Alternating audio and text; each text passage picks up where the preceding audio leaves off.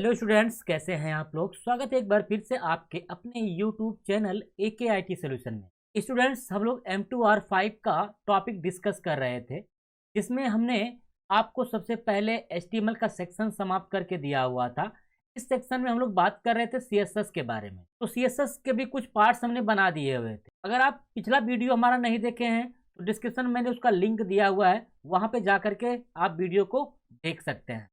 तो स्टूडेंट्स, आज हम बात करेंगे CSS में टेक्स्ट के प्रॉपर्टी के ऊपर। यानी अगर हमको कुछ टेक्स्ट लिखना होता है या फिर अगर हम लोग टेक्स्ट लिखे हुए होते हैं तो उन टेक्स्ट पे अलग अलग प्रॉपर्टी अगर हमको यूज करनी होती है, चाहे टेक्स्ट का कलर करना हो, चाहे टेक्स्ट को बोल्ड इटैलिक करना हो, या फिर टेक्स्ट को हमको क्या करना हो, छोटा बड़ा करना हो, स्मॉल और कैपिटल लेटर करना हो, उसकी हाइट बढ़ानी हो, उसमें शैडो वगैरह देना हो, तो इसके लिए डिफरेंट डिफरेंट उसकी प्रॉपर्टी होती हैं। आज हम उन्हीं के बारे में जानेंगे। तो चलिए जान लेते हैं आज के कंटेंट के बारे में।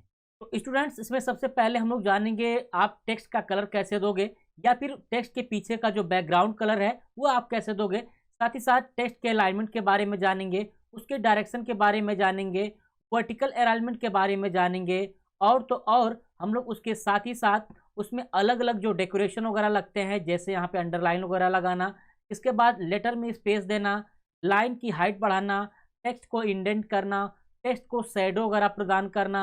इसके बाद हम लोग जानेंगे टेक्स्ट को ट्रांसफॉर्म करना, अर्थात अपर केस लोअर केस में करना। इसके बाद वर्ड के बीच में स्पेसिंग देना। ये इसके इतनी प्रॉपर्टी हैं। आज इन्हीं प्रॉपर्टी के बारे में हम लोग डिस्कस करेंगे। चलिए वीडियो को शुरू कर लेते हैं। तो सबसे पहले आपको अपना टेक्स्ट एडिटर ओपन कर लेना है। तो मैंने सबलाइन जो है इंस्टॉल किया हुआ अपने सिस्टम में, सबलाइन को मैंने ओपन कर लिया। तो पिछले वीडियो में मैंने आपको सेलेक्टर के बारे में बताया हुआ था। तो अगर आप सेलेक्टर के बारे में नहीं जानते कि सेलेक्टर्स क्या होते हैं, तो आप उस वीडियो को आप जरूर देखें।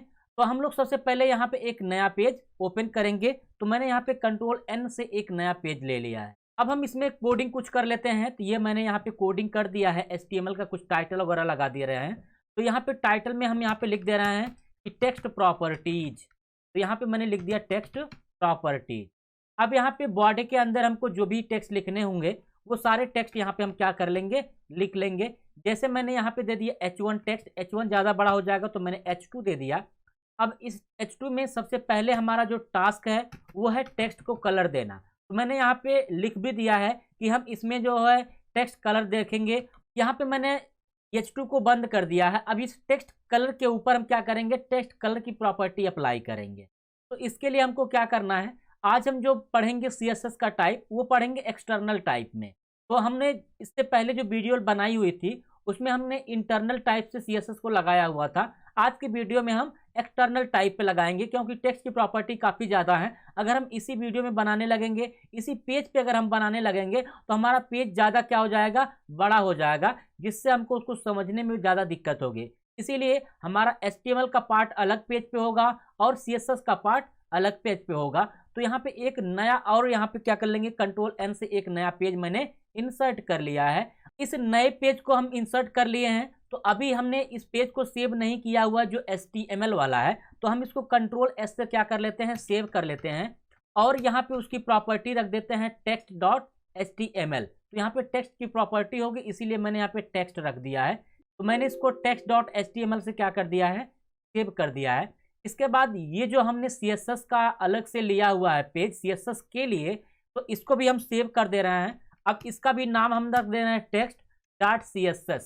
यानी इसमें टेक्स्ट का जो भी हम लोग पढ़ेंगे उस टेक्स्ट का CSS इसमें हम लोग लिखेंगे।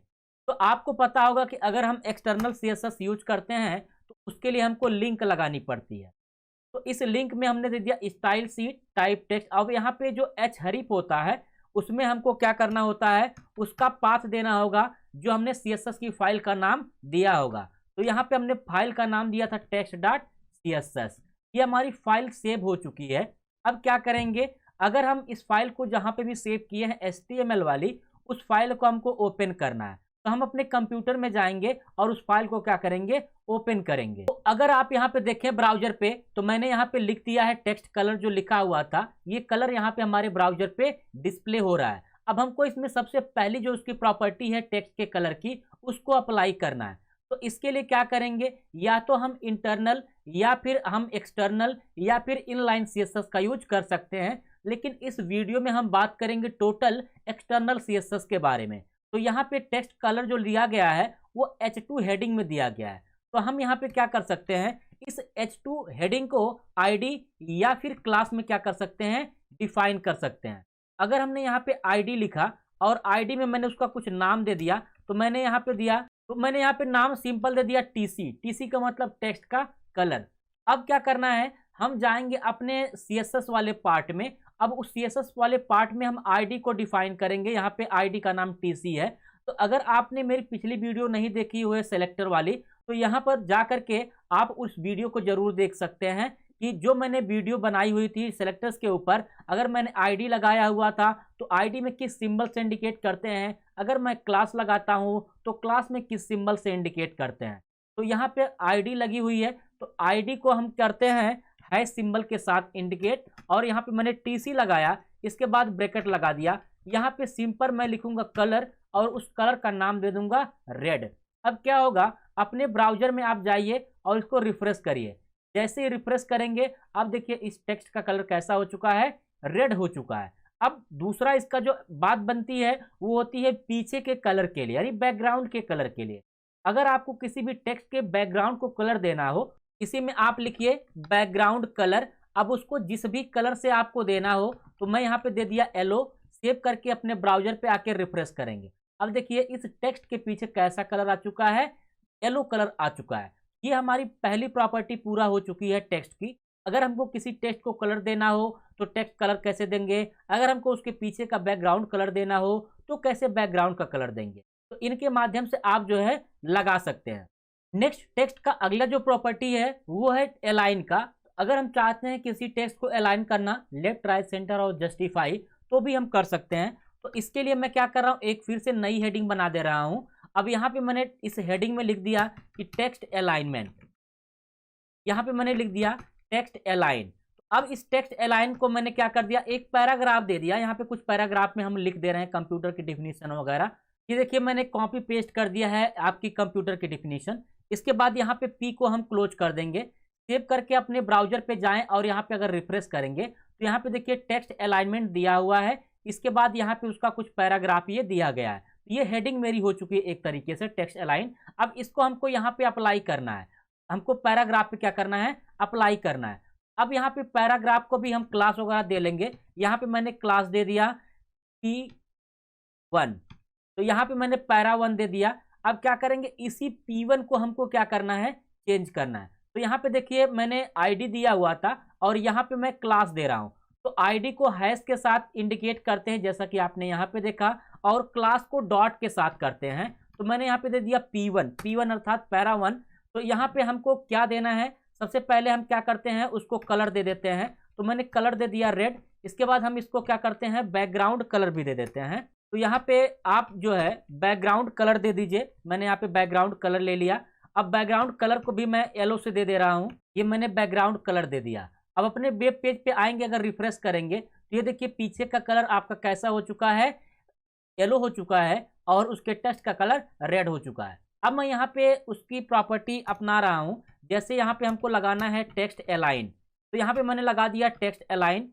अगर हम टेक्स्ट अलाइन को सेंटर कर दें, तो सेंटर करके अगर हम इस पेज को रिफ्रेश करेंगे तो ये देखिए पूरा का पूरा सेंटर में चला गया है। उसी तरीके से अगर हम इसको राइट कर दें, RIGHT, सेव करेंगे, अब क्या होगा, अब इस साइड अगर आप देखेंगे तो बराबर से आया है, लेकिन लेफ्ट में कम ज़्यादा हो रहा है। उसी तरीके से अगर आप जो है इसको जस्टिफाई कर दें तो यहाँ पे क्या हो जाएगा, अब आपका दोनों तरफ से क्या हो रहा है, बराबर आ रहा है। तो इस तरीके से हम टेक्स्ट अलाइनमेंट का यूज करके अपने टेक्स्ट को लेफ्ट राइट सेंटर और जस्टिफाई कर सकते हैं। इसका जो डिफॉल्ट अलाइनमेंट होता है वो होता है लेफ्ट में।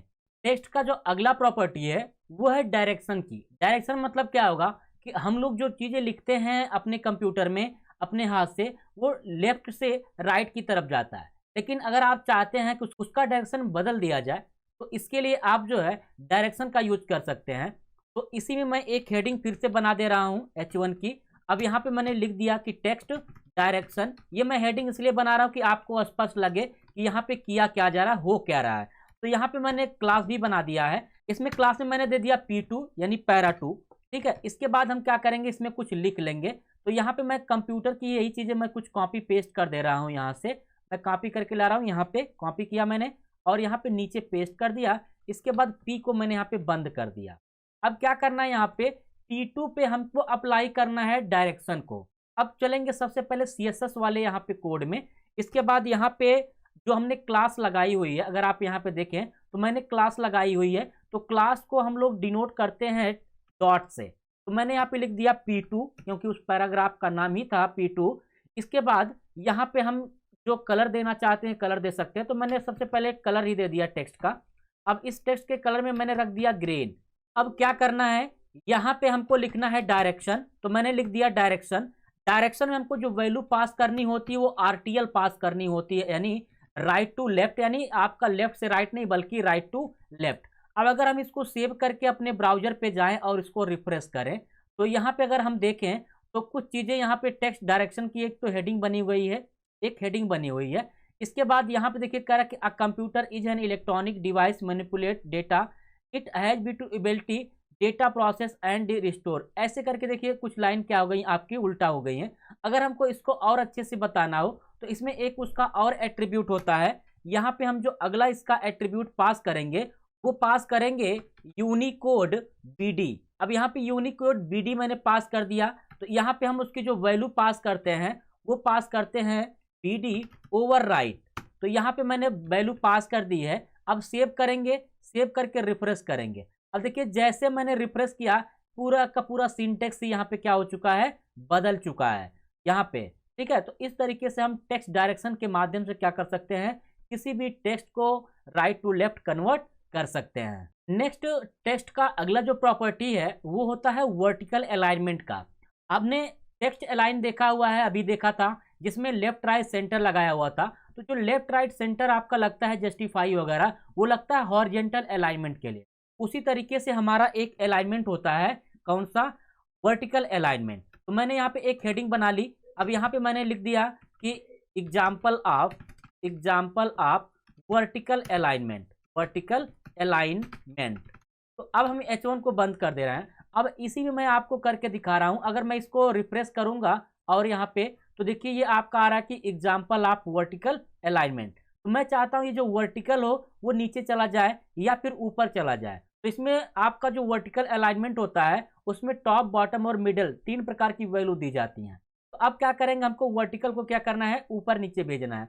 तो इसके लिए हम क्या करेंगे, यहाँ पे स्पैन एक टैग लगा लेंगे। स्पैन टैग के बारे में मैंने आपको बताया हुआ है कहाँ पे, HTML में। तो यहाँ पे हमने वर्टिकल को जो है स्पैन टैग के अंदर रख लिया है। अब क्या करेंगे, अपने जाएंगे CSS वाले कोड में, यहाँ पे हम स्पैन टैग के अंदर क्या करेंगे, कोडिंग करेंगे। अब इसमें कोडिंग कैसी करेंगे, वर्टिकल अलाइनमेंट की। अब यहाँ पे वर्टिकल अलाइनमेंट अगर हमने दे दिया बॉटम, इसके बाद बॉटम देने के बाद यहाँ पे अगर हम इसको रिफ्रेश करेंगे तो अभी आपको कुछ पता नहीं चलेगा। क्यों, क्योंकि अभी हमको क्या करना होगा, इसकी साइज भी थोड़ा कम करनी होगी। तो मैंने यहाँ पे फॉन्ट साइज लगा दिया। इसके बाद जो है इसकी वैल्यू मैंने दे दिया 12 पिक्सल।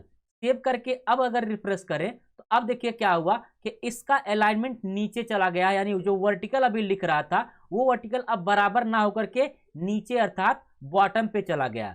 उसी तरीके से अगर मैं इसको टॉप कर दूं, बॉटम की जगह क्या कर दूं, टॉप कर दूं, तो अब क्या होगा कि यही जो आपका वर्टिकल नीचे दिख रहा था वो कहां दिखने लगेगा, आपका ऊपर दिखने लगेगा वर्टिकल में। नेक्स्ट टेक्स्ट प्रॉपर्टी का अगला जो एट्रीब्यूट है वो है आपका टेक्स्ट डेकोरेशन। टेक्स्ट डेकोरेशन में क्या होगा कि जैसे मान लीजिए अगर आपको अंडरलाइन देनी हो, ओवरलाइन देनी हो, या टेक्स्ट के ऊपर बीचों बीच से आपको ड्रॉ करना जिसको स्ट्रिक थ्रो कहते हैं, तो वो भी हम यहाँ से दे सकते हैं। तो मैं यहाँ से एक S3 की हेडिंग बना ले रहा हूँ और यहाँ पे मैंने लिख दिया कि एग्जाम्पल ऑफ टेक्स्ट डेकोरेशन, ये मैंने लिख दिया है और S3 को बंद कर दिया।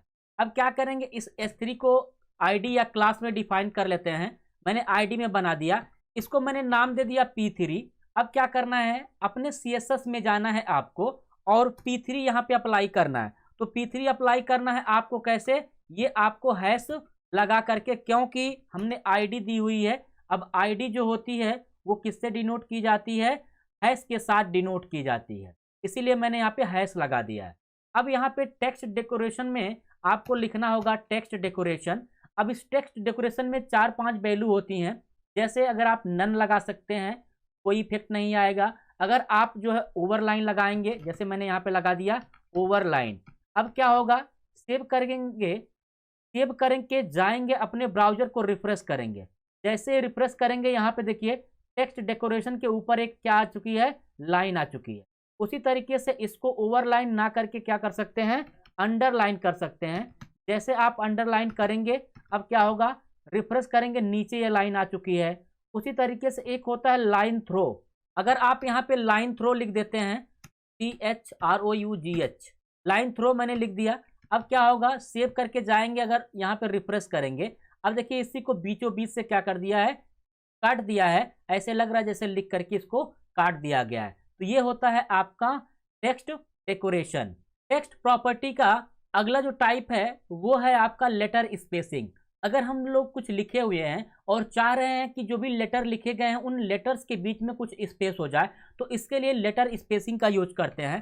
तो यहाँ पे मैंने S3 लिख दिया और यहाँ पे मैंने ID लगाया डबल कोट्स में। इस बार मैंने उसका नाम रख दिया P4। इसके बाद जो है हम यहाँ पे लिख रहे हैं कि एग्जाम्पल ऑफ लेटर स्पेसिंग। तो यहाँ पे मैंने लिख दिया लेटर स्पेसिंग और S3 को बंद कर दिया। अब हम क्या करेंगे, P4 पे करेंगे अप्लाई स्टाइल इसकी। तो यहाँ पे चलेंगे CSS वाले कोड में। इसके बाद हम यहाँ पे लिखेंगे हैश, इसके बाद लिखेंगे P4। अब P4 लिखने के बाद ब्रैकेट्स में यहाँ पे लिखेंगे लेटर स्पेसिंग। तो यहाँ पे मैंने लेटर स्पेसिंग लिख दिया। अब कितना स्पेस आपको देना है, तो मैंने दिया 10 पिक्सल। सेव करेंगे और जाएंगे रिफ्रेश करेंगे। जैसे रिफ्रेश करेंगे, अगर आप यहाँ पे देखें हर लेटर के बीच में क्या आ चुका है, एक स्पेस आ चुका है। अगर आपको और स्पेसिंग बढ़ानी हो तो आप यहाँ से क्या कर सकते हैं, इस वैल्यू को बढ़ाइए, सेव करके आइए और रिफ्रेश करिए। ये देखिए और ज़्यादा स्पेस यहाँ पे हो चुका है। तो यहाँ से हम क्या कर सकते हैं, लेटर्स के बीच में स्पेस दे सकते हैं। नेक्स्ट अगला जो टेक्स्ट प्रॉपर्टी है वो है लाइन की हाइट को। यानी अगर हमने कई लाइनें लिखी हुई हैं तो उन लाइन्स की हाइट को कम और ज़्यादा करने के लिए लाइन हाइट का यूज किया जाता है। तो यहाँ पे मैं यहाँ पे S3 लिख लिया। अब यहाँ पे मैं क्या करूँगा, एक एग्जाम्पल यानी ऐसे ही लिख दे रहा हूँ कि एग्जाम्पल ऑफ लाइन हाइट। यहाँ पे हो गया है लाइन हाइट का एग्जाम्पल। इसके बाद हम एक पैराग्राफ लेंगे, क्योंकि हमको इसी पे अप्लाई करना है। एक लाइन रहेगी तो आपको पता नहीं चलेगा, कम से कम आपको 3-4-5 लाइनें होनी चाहिए, तभी आपको इफेक्ट दिखेगा। तो यहाँ पे पैराग्राफ में मैंने ID बना लिया। इस ID में मैंने नाम दे दिया P5। तो मैंने इसका नाम दे दिया P5। इसके बाद इस पैराग्राफ में हम कुछ कॉपी पेस्ट कर लेते हैं। यही कंप्यूटर की डिफिनीशन वगैरह हम यहाँ से कॉपी कर ले रहे हैं और यहाँ पे आकर के पेस्ट कर दिया। और लास्ट में हम क्या करेंगे, P को बंद कर देंगे। अब हम इसी P5 पे हमको अप्लाई करना है लाइन की हाइट। अपने CSS वाले पेज पे जाएंगे फिर से। इसके बाद यहाँ पे लगाना है हैश, इसके बाद लिखना है P5 ब्रैकेट लगा करके यहाँ पे आपको लिख देना है लाइन हाइट। जैसे ही लाइन हाइट लिखेंगे, अब इसमें आपको वैल्यू देनी है, तो मैंने दे दिया 30 पिक्सल। इसके बाद सेव करेंगे, रिफ्रेश करेंगे। जैसे रिफ्रेश करेंगे, अब देखिए अगर आप ध्यान से, तो इन लाइनों के बीच में अगर आप ध्यान दें तो क्या आ चुका है, स्पेस आ चुका है ज़्यादा। अगर हम इसकी वैल्यू कम करें, यहाँ से जाकर के अगर हम इसकी वैल्यू 10 पिक्सल कर देते हैं, अब अगर सेव करके रिफ्रेश करते हैं, अब देखिए क्या हो चुका है, इन लाइनों के बीच में स्पेस बहुत ही कम आ चुका है। इस तरीके से हम लाइनों के बीच में अगर हमको स्पेस देना हो तो हम लाइन हाइट के माध्यम से स्पेस दे सकते हैं। नेक्स्ट अगली जो टेक्स्ट प्रॉपर्टी है वो है इंडेंट के लिए। तो यहाँ पे अगर हम एक हेडिंग ही बना दे रहे हैं S3 नाम की, अब उसमें मैंने ID दे दिया P6 हो गई। अब क्या यहाँ पे क्या करना है, तो मैंने लिख दिया कि example of text indent, text indent. यहाँ पे S3 को बंद कर दिया। अब अगर हम सेव करके जाएं और पेज को रिफ्रेश करें, तो अभी देखिए जो टेक्स्ट इंडेंट आ रहा है वो क्या आ रहा है, यहाँ से लेफ्ट से आ रहा है। अब इसी को हमको क्या करना है, एडजस्ट करना है। तो यहाँ पे टेक्स्ट इंडेंट होगा। अब P6 पे हमको काम करना है। P6 पे हमको काम करना है तो हम जाएंगे फिर से अपने CSS वाले पेज में, यहाँ पे लगाएंगे हैश, लिखेंगे P6 ब्रैकेट लगाएंगे। अब यहाँ पे लिख देंगे टेक्स्ट इंडेंट। जैसे टेक्स्ट इंडेंट लिखेंगे, अब इसकी वैल्यू आपको दे देनी है जितने भी आपको देनी हो। तो मैंने दे दिया 30 पिक्सल। सेव करेंगे, रिफ्रेश करेंगे। अब जैसे रिफ्रेश किए, देखिए यहाँ पे क्या आ चुका है, थोड़ा सा स्पेस आपका बन चुका है। अगर आपको और इसको थोड़ा सा और शिफ्ट करना है तो यहाँ पे और आप वैल्यू बढ़ा दीजिए। जैसी वैल्यू बढ़ा करके सेव करके आएंगे और यहाँ पे देखिए वैल्यू और बढ़ चुकी, इधर शिफ्ट हो चुका है। तो इस तरीके से हम टेक्स्ट इंडेंट का यूज कर सकते हैं किसी भी टेक्स्ट को थोड़ा सा शिफ्ट करने के लिए। नेक्स्ट अगली जो टेक्स्ट प्रॉपर्टी है वो है टेक्स्ट शैडो के बारे में। अगर हमने कुछ टेक्स्ट लिखा हुआ है, हम चाहते हैं उस टेक्स्ट पे कुछ शैडो अप्लाई हो जाए, तो इसके लिए हम टेक्स्ट शैडो का यूज कर सकते हैं। तो यहाँ पे मैंने S3 दिया, आईडी का नाम लिख दिया P7। इसके बाद हम यहाँ से क्या करेंगे, मैंने लिख दिया कि example of text shadow, text shadow. इसके बाद हमको इस पे अप्लाई करना है P7 पे। तो हम अपने CSS वाले पेज पे जाएंगे और यहाँ पे हैश लगाएंगे। इसके बाद लिखेंगे P7, यहाँ पे ब्रैकेट लगाएंगे। ब्रैकेट लगाने के बाद सबसे पहले हम उसको कलर कर दे रहे हैं, तो कलर मैंने कर दिया रेड। ठीक है, हमारा जो टेक्स्ट होगा वो रेड कलर से आएगा। अगर मैं इसको रिफ्रेश करके दिखाऊं, ये देखिए रेड आ रहा है। अब हमको इस पर शैडो अप्लाई करनी है। इसके लिए क्या करेंगे, यहाँ पे हम लिखेंगे टेक्स्ट शैडो। यहाँ पे मैंने लिखा टेक्स्ट शैडो। अब इस टेक्स्ट शैडो में आपको 3 वैल्यू देनी होती हैं। एक होता है हॉरिजेंटल, एक होता है वर्टिकल, दूसरा होता है डेप्थ का, और एक और अगर आप दे सकते हैं कलर की वैल्यू को। तो मैंने यहाँ पे दे दिया 4 पिक्सल कामा 3 पिक्सल कामा मतलब स्पेस करके, इसके बाद 4 पिक्सल। अब इसको किस कलर से हमको क्या करना है, शैडो देनी है, तो मैंने दे दिया ब्लू, यानी 4 3 4 करके। अब हम इसको रिफ्रेश करके जाएं और यहाँ पे रिफ्रेश करेंगे। अब देखिए यहाँ पे क्या हुआ कि एक शैडो हमारी यहाँ पे आ चुकी है ब्लू कलर की। अगर हम यहाँ से इसका नाम चेंज कर दें, मैंने कर दिया येलो, तो अब क्या होगा कि ये जो शैडो हमारी आएगी वो कैसी कलर में आएगी, येलो कलर में आएगी। अब यहाँ से डेप्थ वगैरह आप यहाँ से बढ़ा सकते हैं। जैसे मैंने ये अगर आप बढ़ा दिया 10 पिक्सल और क्या कर दिया सेव। अब देखिए ये इधर और शिफ्ट हो जा रही है। ठीक है, लेफ्ट साइड से इधर आपका हॉरिजॉन्टली में भाग रही है। उसी तरीके से वर्टिकल में अगर आपको कम ज़्यादा करना हो, तो मैंने वर्टिकल पे भी क्या कर दिया, थोड़ा सा कम और ज़्यादा कर दिया। यहाँ पे 13 कर दिया और यहाँ पे मैंने 4 ही रख दिया। अब अगर सेव करेंगे, ये देखिए नीचे और ज़्यादा भाग रही है, यानी वर्टिकल में ज़्यादा भाग रही है। इस तरीके से हम क्या कर सकते हैं, मैनेज। इस तरीके से हम कितना इसको बढ़ाना है चारों तरफ से हाइट वगैरह करके, और हॉरिजॉन्टल वर्टिकल या फिर कलर कैसा करना हो, तो यहाँ पे हम टेक्स्ट शैडो को अप्लाई कर सकते हैं। नेक्स्ट टेक्स्ट प्रॉपर्टी का अगला जो है वो है आपका टेक्स्ट ट्रांसफॉर्म। टेक्स्ट ट्रांसफॉर्म के माध्यम से हम किसी भी टेक्स्ट को अपर केस में, लोअर केस में या टाइटल केस में कन्वर्ट कर सकते हैं। तो चलिए इसका एग्जांपल देखते हैं। यहाँ पे मैंने लिखा S3, आईडी लगाया। अब यहाँ पे मैंने इसका वैल्यू दे दिया P8। इसके बाद क्या करेंगे, मैंने यहाँ पे लिख दिया कि एग्जाम्पल ऑफ टेक्स्ट ट्रांसफॉर्म, इसके बाद मैंने यहाँ पे क्लोज कर दिया S3 को। अब हम P8 पे उसकी वैल्यू अप्लाई करेंगे। CSS में जाएंगे, CSS में जाने के बाद यहाँ पे मैंने हैश लगाया। इसके बाद P8 मैंने लिखा, क्योंकि P8 पे ही हमको अप्लाई करनी है। इसके बाद ब्रैकेट लगा करके यहाँ पे हम वैल्यू पास करेंगे। तो मेरी जो वैल्यू होगी वो होगी टेक्स्ट ट्रांसफॉर्म के नाम से। तो मैं यहाँ पे लिखूंगा टेक्स्ट पब्लिक ट्रांसफॉर्म। इसके में जो वैल्यू पास की जाती है वो 3 होती हैं। एक होता है अपर केस, लोअर केस और आपका होता है कैपिटलाइज। मैंने अभी फिलहाल कुछ नहीं दिया है। अब मैं यहाँ पे अगर जाऊँ आपको दिखाऊं तो इस तरीके से आपका दिख रहा है। ठीक है, अगर मुझको इसको पूरा कैपिटल करना है तो मैं यहीं पे क्या लिख दूंगा, अपर केस लिख दूंगा। तो यहाँ पे मैंने लिख दिया अपर केस। अब सेव करेंगे, सेव करने के बाद जाएंगे रिफ्रेश करेंगे। अब देखिए पूरा का पूरा क्या हो चुका है, आपका अपर केस में कन्वर्ट हो चुका है। उसी तरीके से अगर मुझको इसको लोअर केस करना हो तो मैं यहाँ पे कर दूंगा लोअर केस, सेव करके जाऊंगा और फिर से रिफ्रेश करूंगा। अब देखिए पूरा का पूरा क्या हो चुका है, लोअर केस में हो चुका है। उसी तरीके से अगर हमको कैपिटलाइज करना हो तो यहाँ पे हम कैपिटलाइज भी कर सकते हैं। सेव करके जाएंगे और रिफ्रेश करेंगे। देखिए प्रत्येक वर्ड का पहला लेटर क्या हो चुका है, कैपिटल हो चुका है। तो इस तरीके से हम टेक्स्ट ट्रांसफॉर्म का यूज कर सकते हैं। नेक्स्ट अगला जो टेक्स्ट प्रॉपर्टी है वो है वर्ड स्पेसिंग का। अर्थात अगर आपने जितने भी वर्ड लिखे हैं उन वर्डों के बीच में अगर आपको स्पेस देना हो तो इसके लिए इस एट्रीब्यूट का यूज कर सकते हैं, इसके लिए इस स्टाइल का यूज कर सकते हैं। तो मैंने यहाँ पे लिखा S3 और आईडी में पास कर दिया P9। तो यहाँ पे मैंने P9 दे दिया। इसके बाद मैंने यहाँ पे लिख दिया कि एग्जाम्पल ऑफ वर्ड स्पेसिंग। तो यहाँ पे अगर आप देखें तो 4 वर्ड हैं, एक एग्जाम्पल है, एक ऑफ है, दूसरा वर्ड है और चौथा स्पेसिंग है। इस तरीके से हमको क्या करना है, P9 पे वर्ड स्पेसिंग अप्लाई करनी है। आप CSS वाले पेज पे चले जाना। इसके बाद यहाँ पे आपको फिर से हैश लगाना है, 9 उसका आईडी देना है।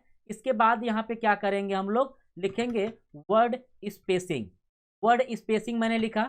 अब यहाँ पे जितना भी आपको स्पेस देना है तो मैंने दे दिया कि 30 पिक्सल यानी 30 पिक्सल। इसके बाद सेव करेंगे और रिफ्रेश करेंगे। अब जैसे रिफ्रेश करेंगे अब देखिए यहाँ पे एग्जाम्पल और ऑफ के बीच में गैप है, ऑफ और वर्ड के बीच में गैप है, वर्ड और स्पेसिंग के बीच में भी गैप है। तो यहाँ से कम ज़्यादा वैल्यू आप कर सकते हो। जितना यहाँ पे कम वैल्यू दोगे उतना स्पेसिंग आपकी कम होगी। देखिए मैंने कम कर दिया और यह अंदर चले आए। ठीक है, तो इस तरीके से हम क्या कर सकते हैं, वर्ड स्पेसिंग को यहाँ पे ऐड कर सकते हैं।